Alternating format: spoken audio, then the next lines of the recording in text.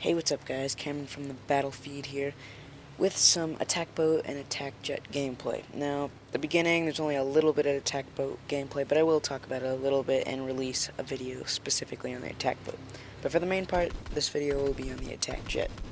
Now, I am going to talk about the boat a little bit, and let me start off with people's assumption of it being overpowered. Now, let me just put out there that it's not overpowered whatsoever. It may be really easy to get kills with it. Some people may be really good with it, but that does not mean it's overpowered. Now, when you have an attack jet, an attack boat on one team and an attack boat on another team, it's therefore balanced out. It is really good against infantry, but on Paracel Storm, the attack boats are the tanks of Paracel Storm. It doesn't have tanks, so therefore it's replaced. If you had tanks just in Battlefield 3, people said that they could be overpowered, but it's as overpowered as the attack boats are, and they're meant to be. Now, the whole point of vehicles in Battlefield is to have an edge over infantry. If you just have infantry going around, then everyone's at a standstill, except for the weapons that they have and their skill level. But the vehicles are designed to be able to take out infantry and other vehicles to give your team an edge. Now, when I run with an attack boat, I usually have the TV missiles and the 30mm cannons. Now, there are the 8 burst 25mm cannons, and I use those for a little bit, but those are really good against anti-air, which I'm not too big in with the attack boat. I usually use air vehicles against air, or the AA tank. Alright, now let's talk about the attack jet. Now, when people call it overpowered, they mean it. And I am completely on their side. The attack jet is beyond overpowered. When DICE released that they were coming out with 2 different kinds of jets, the attack jet and the stealth jet, they said that the stealth jet would specialize in it would be from air to air. And then they said that the attack jet would be good from air to ground. Now, they didn't lie about the attack jet being good from air to ground. It's extremely good air to ground, maybe even too good. But from air to air, it's better than the stealth jet, which it shouldn't be. The guns on it do an incredible amount of damage. You can take out a helicopter in one strafe, or an attack boat in one strafe, which you'll see many times in this video.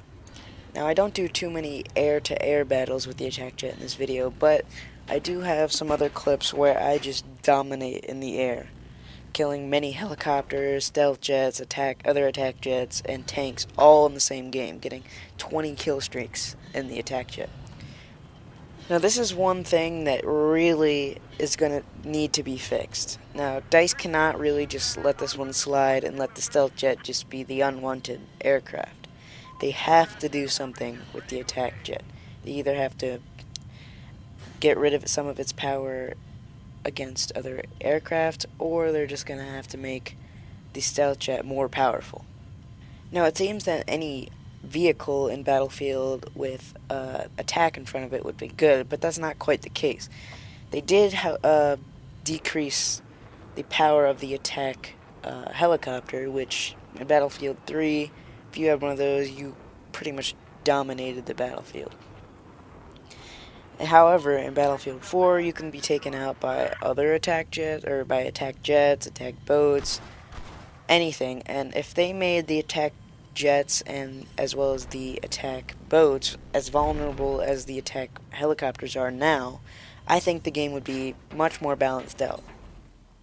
Right now, if you want to take out an attack boat, you're going to have to do so either in another attack boat, or you're going to have a wall of guys with RPG shooting at it, because you'll see me in this video. Actually, maybe not. I think you do, but I do shoot a couple RPGs into this one boat, and it only does 56 damage or something like that, which is a good amount. But you need to get 4 shots into an attack boat. But if you've got infrared, they're gonna see you before you have a chance to get another RPG in. As for attack jets, you're gonna pretty much have to be in another attack jet. Whenever I have got a stealth jet on me when I'm in an attack jet, I pretty much ignore it. I'll put out a couple flares, do a loop-de-loop, get behind him, take him out. Simple as that. With the cannons or machine guns on the attack jet, as long as you're behind another jet, you are pretty much set. You just shoot at them, you do a massive amount of damage. You can get them easily in one strafe. The attack boat is especially cheap against the gunship, which doesn't really have any defensives against against air as they did in Battlefield 3. Battlefield 3, the gunners could switch to a separate gun which had a 50 cal mounted to the top, or a minigun mounted to the top, where you could shoot at air vehicles. But in Battlefield 3, or 4, sorry, rather, you have no defense against air except for your flares, but that's only for lock-on. So anytime I see a gunship and I'm in an attack jet, I go immediately after it because it's easy one strafe. If not, you can get it in 1 1/4 strafes. Now don't get me wrong, I absolutely love the attack jet and the attack boat, but there need to be some changes more to the attack jet than the attack boat. But whenever I'm in an attack boat, like an RCB or something like that, on Paracel Storm, and like in the beginning of this video, I immediately get hammered on by an attack jet, which is really annoying. And I know it's just as annoying when I do it to other people, because I'm sure the 17 people I kill in this video are all raging whenever I kill them with an attack jet, because it's just so overpowered.